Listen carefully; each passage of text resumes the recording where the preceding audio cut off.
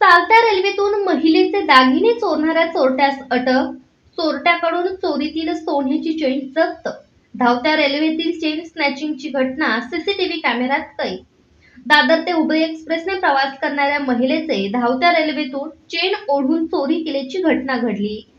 या प्रकरणी उत्तम बारड राहणारा कोल्हापूर जिल्ह्यातील सराईत चोरट्याला अटक करून त्याच्याकडून चोरीतील चेन जप्त करण्यात आली. दादर ते हुबळी एक्सप्रेस मधून शीतल पाटील या महिला मिरज ते बेळगाव असा प्रवास करीत होत्या. त्या मिरज रेल्वे स्थानकातून हुबळी एक्सप्रेस मध्ये बसल्यानंतर त्यांच्यावर चोरटा उत्तम बारड हा पाळत ठेवून होता.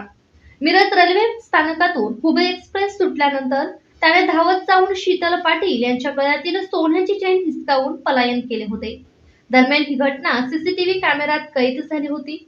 यानंतर मिरज रेल्वे पोलिसांनी कोल्हापूर जिल्ह्यातील सराईत चोरट्यास अटक करून त्याच्याकडून चोरीतील चेन जप्त केली. दरम्यान नुकताच रेल्वेवर सापडलेल्या दरोड्यानंतर आता पुन्हा मिरज जंक्शनवर चेन स्नॅचिंगची घटना घडल्याने रेल्वे प्रवाशांमध्ये खळबळ उडाली.